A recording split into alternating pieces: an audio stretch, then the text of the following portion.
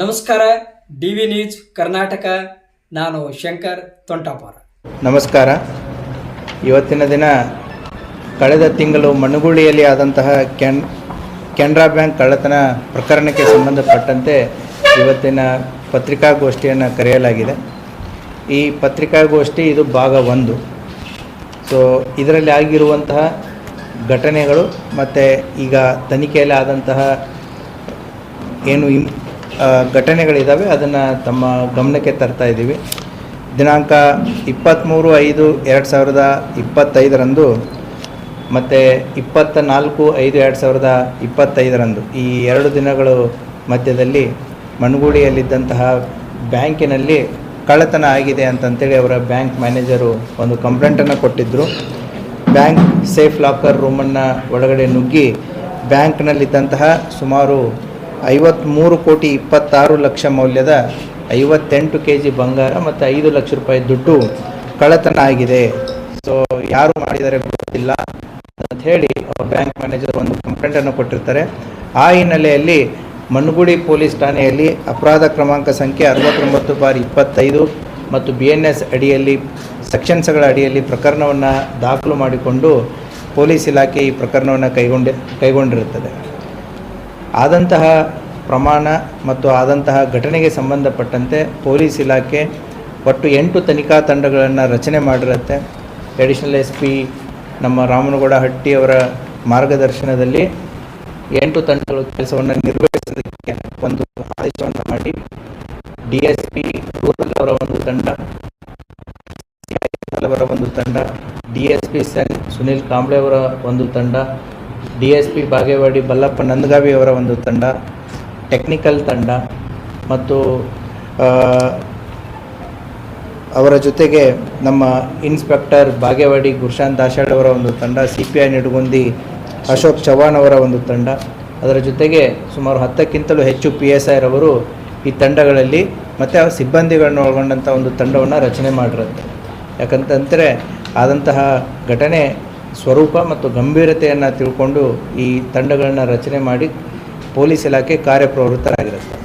So ಆ ಹಿನ್ನೆಲೆಯಲ್ಲಿ ಈಗ ಈ ಪ್ರಕರಣದಲ್ಲಿ ಆರೋಪಿಗಳಾದಂತಹ ವಿಜಯ್ ಕುಮಾರ್ ಮಿರಿಯಾಳು 41 ವರ್ಷ, ಈತ ಬ್ಯಾಂಕ್ ಮ್ಯಾನೇಜರ್ ಆಗಿ ನಮ್ಮ ಕೋಲಾರ ತಾಲೂಕಿನ ರೋಣಿಹಾಳ್ ಬ್ಯಾಂಕಲ್ಲಿ ಕೆಲಸ ಮಾಡ್ತಾ ಇದ್ದಾನೆ. ಸೊ ಈತ ಮುಂಚೆ ಇಲ್ಲಿ ಮಣ್ಣುಗುಳಿಯಲ್ಲಿ ಬ್ಯಾಂಕ್ ಮ್ಯಾನೇಜರ್ ಆಗಿ ಕೆಲಸ ಮಾಡಿದಂತಹ ವ್ಯಕ್ತಿ ಆಗಿರ್ತಾನೆ. ಆತ ಆರೋಪಿ ನಂಬರ್ 1. ಎರಡನೇದವನು ಚಂದ್ರಶೇಖರ್ ನೆರಲ. ಈತ ಖಾಸಗಿ ಉದ್ಯೋಗ, ರಿಯಲ್ ಎಸ್ಟೇಟು, ಆಮೇಲೆ ಈತನೊಂದು ಸೆಂಟ್ ಆಂಥ್ರೂ ಸ್ಕೂಲು ಅಂತಂತೇಳಿ ಸ್ಕೂಲನ್ನು ಕೂಡ ಹುಬ್ಬಳ್ಳಿ ಕೇಶವಾಪುರದಲ್ಲಿ ನಡೆಸ್ತಾನೆ. ಈತ ಕಾಂಟ್ರಾಕ್ಟರ್ ಆಗಿಯೂ ಕೆಲಸ ಮಾಡ್ತಾನೆ.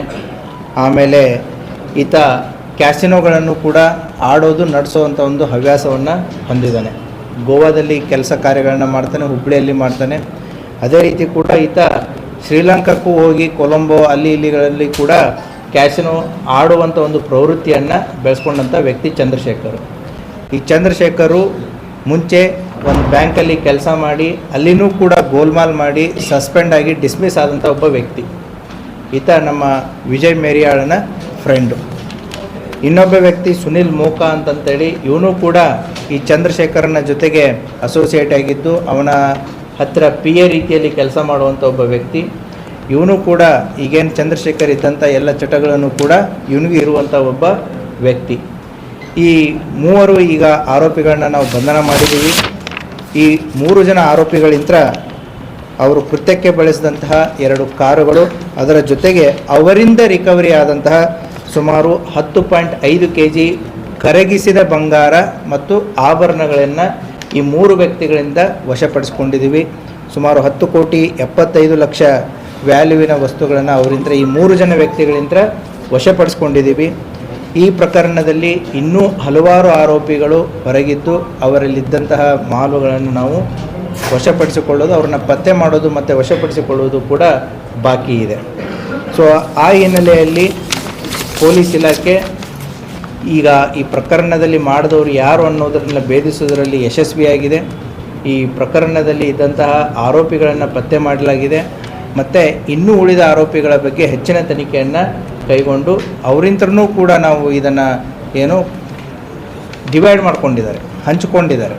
ಸೊ ಅವರಿಂತ್ರನೂ ಕೂಡ ನಾವು ಆಭರಣಗಳನ್ನು ವಶಪಡಿಸಿಕೊಳ್ಳುವಂಥ ಕಾರ್ಯ ಇನ್ನೂ ಇದೆ. ಸೊ ಆದಷ್ಟು ಬೇಗನೆ ಕೂಡ ಉಳಿದಂಥ ಆರೋಪಿಗಳನ್ನು ಪತ್ತೆ ಮಾಡಿ ಪ್ರಕರಣದಲ್ಲಿರುವಂತಹ ಉಳಿದಂಥವರನ್ನು ಕೂಡ ಆದಷ್ಟು ಬೇಗನೆ ಕ್ರಮ ಕೈಗೊಳ್ಳುವಂಥ ವಿಶ್ವಾಸ ಪೊಲೀಸ್ ಇಲಾಖೆಯಲ್ಲಿದೆ. ನೀವು ಕೇಳುವಂಥ ಕೆಲವು ಪ್ರಶ್ನೆಗಳಿಗೆ ನಾನೇ ಮೊದಲು ಕೆಲವೊಂದಿಷ್ಟು ಉತ್ತರಗಳನ್ನ ಕೊಡ್ತೀನಿ. ಸೊ ಇದು ಸುಮಾರು ತಿಂಗಳುಗಳಿಂದ ಪ್ಲ್ಯಾನ್ ಮಾಡಿದ್ದಾರೆ. ಫೆಬ್ರವರಿ ತಿಂಗಳಿಂದನೇ ಇದನ್ನು ಪ್ಲ್ಯಾನ್ ಮಾಡಿದ್ದಾರೆ. ಯಾವ ರೀತಿ ಇದನ್ನು ಮಾಡಬೇಕು, ಎಕ್ಸಿಕ್ಯೂಟ್ ಮಾಡಬೇಕು ಅನ್ನೋದನ್ನು ಹಲವಾರು ಬಾರಿ ಚರ್ಚಿಸಿದ್ದಾರೆ. ಹಲವಾರು ಬಾರಿ ಇವರು ಮನಗುಳಿಗೂ ಕೂಡ ಬಂದು ಹೋಗಿದ್ದಾರೆ. ಅಲ್ಲಿ ಇದ್ದಂಥ ಏರಿಯಾವನ್ನು ಪೂರ್ತಿ ಸ್ಟಡಿ ಮಾಡಿದ್ದಾರೆ. ಎಲ್ಲೆಲ್ಲಿ CCTVಗಳಿವೆ, ನಾವು ಯಾವ ದಾರಿಯಲ್ಲಿ ಬರಬೇಕು, ಯಾವ ರೂಟಲ್ಲಿ ಹೋಗಬೇಕು, ಯಾವ ರೀತಿ ಮಾಡಬೇಕು ಅನ್ನೋದನ್ನು ಕೂಡ ಅವರು ಹಲವಾರು ತಿಂಗಳುಗಳಿಂದ ಅದನ್ನು ಸ್ಟಡಿ ಮಾಡಿದ್ದಾರೆ. ಆಮೇಲೆ ಇದನ್ನು ಬ್ಯಾಂಕಲ್ಲಿದ್ದಂಥ ಕೀಸ್ಗಳನ್ನು ಈ ವಿಜಯ್ ಏನಿದ್ದಾನೆ ಪ್ರೀವಿಯಸ್ ಮ್ಯಾನೇಜರು, ಆತ ಮೇದಲ್ಲಿ ಟ್ರಾನ್ಸ್ಫರ್ ಆಗ್ತಾನೆ. ಮಣ್ಣುಗುಳಿಯಲ್ಲಿ ಮೇ 9ರವರೆಗೂ ಕೆಲಸ ಮಾಡಿದ್ದಾನೆ. ತದನಂತರ ಅಲ್ಲಿಂದ ವರ್ಗಾವಣೆಯಾಗಿ ರೂನಿಯಾಳ್ ಬ್ರಾಂಚಿಗೆ ಹೋಗಿದ್ದಾನೆ. ಅವನು ಹೋಗೋಕ್ಕಿಂತ ಮುಂಚೆನೇ ಮಾರ್ಚ್ ಮತ್ತು ಏಪ್ರಿಲ್ ತಿಂಗಳಲ್ಲಿ ಈ ಬ್ಯಾಂಕಿನ ಕೀಸ್ಗಳಿಗೆ ಏನಿರ್ತವೆ, ಈ ಕೀಸ್ಗಳನ್ನು ಈ ಆರೋಪಿಗಳಿಗೆ ಕೊಟ್ಟು ಅವುಗಳನ್ನು ಡುಪ್ಲಿಕೇಟ್ ಕೀಗಳನ್ನು ಮಾಡಿಸಿದ್ದಾರೆ. ಸೊ ಆ ಡುಪ್ಲಿಕೇಟ್ ಕೀಗಳು ಕೂಡ ವರ್ಕ್ ಆಗುತ್ತೋ ಇಲ್ಲೋ ಅನ್ನೋದಕ್ಕೆ ಕೂಡ ಹಲವಾರು ಬಾರಿ ಅದನ್ನು ಟೆಸ್ಟ್ ಆ್ಯಂಡ್ ಟ್ರಯಲ್ ಮಾಡಿದ್ದಾರೆ. ಸೊ ಯಾವಾಗ ಸಕ್ಸಸ್ ಆಗಿದೆ ವೇಟ್ ಮಾಡಿದ್ದಾರೆ. ಏನು ಅಂತಂದರೆ ಇದ್ದಂತಹ ಈ ವಿಜಯ್ ಮ್ಯಾನೇಜರ್ ಏನಿದ್ದಾನೆ ಆತ ವರ್ಗಾವಣೆ ಆಗಿ ಹೋಗೋವರೆಗೂ ಕೂಡ ಕಾಯ್ದಿದ್ದಾರೆ. ಅಂದರೆ ನಾಳೆ ಇದು ಅವನ ಮೇಲೆ ಬರಬಾರ್ದು. ಪತ್ತೆ ಆಗಿದ್ದಾರೆ. ಮತ್ತು ಈ ಪ್ರಕರಣದಲ್ಲಿ ಇನ್ನೂ ಸಾಕಷ್ಟು ಕೆಲಸಗಳು ಬಾಕಿ ಇದೆ. ಅದೇ ರೀತಿಯೂ ಕೂಡ ನಮ್ಮ ಪೊಲೀಸ್ ಇಲಾಖೆಯ ಹಿರಿಯ ಅಧಿಕಾರಿಗಳು DGP ಸರ್ ಅವರಾದಂಥ ಸಲೀಂ ಸರ್ ಆಗಿರ್ಬೋದು, ನಮ್ಮ ADG L&O ಆದಂಥ ಹಿತೇಂದ್ರ ಸರ್ ಅವರಾಗಿರ್ಬೋದು, ಮತ್ತು ನಮ್ಮ ಬೆಳಗಾವಿ IGP ಸರ್ ಅವರಾಗಿದ್ದರು. ನಮಗೆ ಸೂಕ್ತವಾದಂಥ ಮಾರ್ಗದರ್ಶನವನ್ನು ಕೊಟ್ಟು ಅವರು ಅಡ್ವೈಸ್ ಮಾಡಿದ್ದು ಇಷ್ಟೇ. ಇದು ಅಮೌಂಟನ್ನು ಕೇಳ್ಪಟ್ಟು ಶಾಕ್ ಆಗಿರೋದು. ಎರಡನೇದ್ದು ಅವರು ಅಡ್ವೈಸ್ ಮಾಡಿರೋದು ಇಂಥ ಅವಕಾಶಗಳು ಕಡಿಮೆ ಸರ್ವಿಸಲ್ಲಿ. ಸೊ ಇಂಥ ಪ್ರಕರಣಗಳನ್ನ ನೀವು ಪತ್ತೆ ಮಾಡಿದರೆ ಪೊಲೀಸ್ ಇಲಾಖೆಗೆ, ರಾಜ್ಯಕ್ಕೆ, ಸರ್ಕಾರಕ್ಕೆ ನೀವು ಹೆಸರು ತಂದು ಕೊಡ್ತೀರಾ, ಚೆನ್ನಾಗಿ ಕೆಲಸ ಮಾಡಿ ಅಂತಂತ ಹೇಳಿ ಸುಮಾರು 1 ತಿಂಗಳಿಂದ ಮಾರ್ಗದರ್ಶನವನ್ನು ಮಾಡಿ ಈ ಕೆಲಸ ಸಕ್ಸಸ್ ಆಗೋದಕ್ಕೂ ಕೂಡ ಅವರು ಕೂಡ ಕಾರಣೀಭೂತರಾಗಿರ್ತಾರೆ. ಪರ್ಟಿಕ್ಯುಲರ್ಲಿ ನಮ್ಮ IGP ಚೇತನ್ ಸಿಂಗ್ ರಾಥೋರ್ ಸರ್ ಅವರು ಕೂಡ ಪ್ರತಿದಿನ ಈ ಪ್ರಕರಣಕ್ಕೆ ಸಂಬಂಧಪಟ್ಟಂತೆ ಬೆಳಿಗ್ಗೆ ಸಾಯಂಕಾಲವರೆಗೂ ಎಲ್ಲ ತನಿಖಾ ತಂಡದವರ ಜೊತೆಗೆ ನಿರಂತರವಾದಂಥ ಸಂಪರ್ಕವನ್ನು ಇಟ್ಕೊಂಡು ಯಾವುದೇ ರೀತಿಯಾದಂತಹ ತನಿಖಾ ತಂಡಕ್ಕೆ ಪ್ರೆಷರ್ ಫಾರ್ಮ್ ಆಗಲಾರ್ದೇ ಅದನ್ನು ಒಂದು ವೈಜ್ಞಾನಿಕ ರೀತಿಯಲ್ಲಿ ಒಂದು ಲಾಜಿಕಲ್ ಎಂಡಿಗೆ ಕರ್ಕೊಂಡು ಹೋಗುವಂಥ ಒಂದು ಇದಕ್ಕೆ ಪೊಲೀಸ್ ಇಲಾಖೆ ಎಲ್ಲ ಹಿರಿಯ ಅಧಿಕಾರಿಗಳು ಕೂಡ ಇದಕ್ಕೆ ಕಾರಣೀಭೂತರಾಗಿದ್ದಾರೆ. ಸೊ ಆ ಹಿನ್ನೆಲೆಯಲ್ಲಿ ತಾವು ಕೂಡ ಮಾಧ್ಯಮದವರು ಕೂಡ ನಮ್ಮ ಪೊಲೀಸ್ ಇಲಾಖೆಯ ಜೊತೆಗೆ ಸಾಕಷ್ಟು ರೀತಿಯಲ್ಲಿ ಹಲವಾರು ರೀತಿಯಲ್ಲಿ ಸಹಕರಿಸಿದ್ದೀರ. ಈ ಪ್ರಕರಣ ಪತ್ತೆ ಆಗೋದಕ್ಕೂ ಕೂಡ ನೀವು ಕಾರಣೀಭೂತರಾಗಿರ್ತೀರ. ಆ ಹಿನ್ನೆಲೆಯಲ್ಲಿ ಎಲ್ಲರಿಗೂ ಕೂಡ ಧನ್ಯವಾದಗಳನ್ನ ತಿಳಿಸುತ್ತೆ. ಅದೇ ರೀತಿ ಈ ತನಿಖೆಯಲ್ಲಿ ಇನ್ವಾಲ್ವ್ ಆದಂಥ ಎಲ್ಲ ಸಿಬ್ಬಂದಿವರ್ಗ, ಒಬ್ಬ ಪೊಲೀಸ್ ಕಾನ್ಸ್ಟೇಬಲ್ ಹಿಡ್ಕೊಂಡು SP ಅವ್ರಿಗೂ ಕೂಡ ಇದರಲ್ಲಿ ಕೆಲಸ ಮಾಡಿದ್ದಾರೆ. ಅವರ ಪ್ರತಿಯೊಂದು ಎಫರ್ಟನ್ನು ಪೊಲೀಸ್ ಇಲಾಖೆ ಅಪ್ರಿಷಿಯೇಟ್ ಮಾಡುತ್ತೆ, ಐಡೆಂಟಿಫೈ ಮಾಡುತ್ತೆ, ಅವರ ಕಾರ್ಯವನ್ನು ಶ್ಲಾಘಿಸುತ್ತೆ. ಸೊ ಫಾರ್ ನೀವು ಕೇಳಿರೋದು ಇದು part 1, part 2 is still awaited. Thank you.